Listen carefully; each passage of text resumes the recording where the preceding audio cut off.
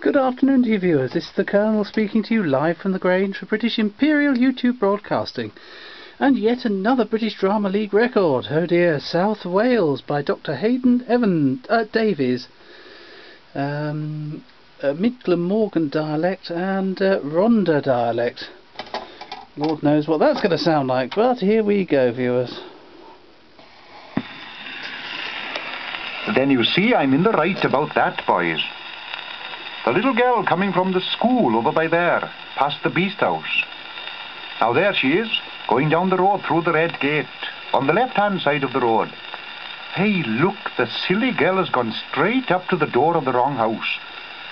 There's a little toop. What's the matter with her?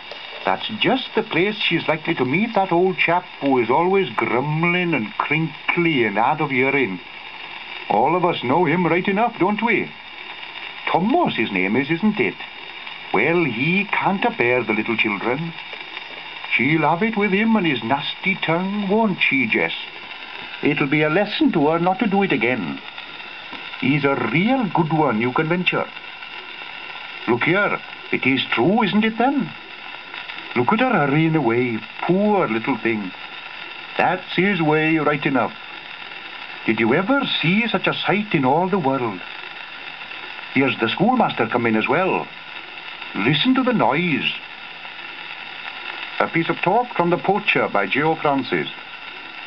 I may tell you, Thomas Sean, that as far as the Band of Hope is concerned, I have made myself personally responsible for you to my fellow deacons. It's very kind of you, I'm sure, Mr. Hughes. Well, then, we may look upon that as settled, then. To tell you the truth, Mr. Hughes, there's something on my mind. Oh, indeed. Perhaps I can help you, Thomas Sean. It's that rabbit down there in the big field. Rabbit, Thomas Sean? Rabbit? Yes. Old Soldier, as they call him. Perhaps you've heard about Old Soldier, Mr. Hughes? Old Soldier. That's the rabbit nobody can catch, Thomas Sean. They've all failed so far. I failed myself pretty often. But I could catch him now. Indeed? And how did you discover this great secret, Thomas Sean? Well, you know, Mr. Hughes, from where I am sitting in Carmel, you can see through the windows by the pulpit, right up to the big field here. That's true. I don't know how it is, but I've never been able to keep my mind fixed on the sermon. Now, there was last Sunday morning. Mr. Evans was preaching on Moses viewing the promised land.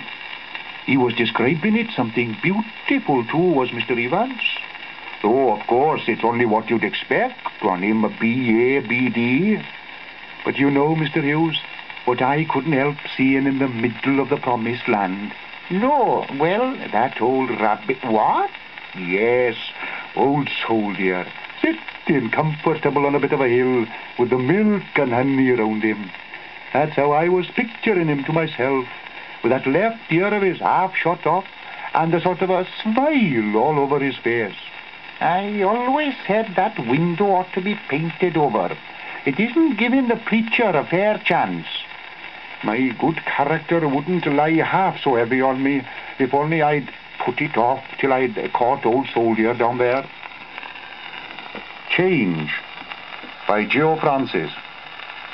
An old Welsh miner speaks. Who was it built the chapel up there on the hillside more than 40 years ago? Men like your father and my father, and old Job Williams and Roderick Rees the gaffer. Sober, God-fearing men that you don't see here in Aberpandy today. And how was it built, I said to you? Have you forgot so soon? Every day after coming home from the pit, every day we did a little, tired as we were, for the love of the cause. You were there, and I was there, young men just turned 20. Your father, my father, and all the others. Stone by stone we built it. With our own hands we built it, for the glory of his name.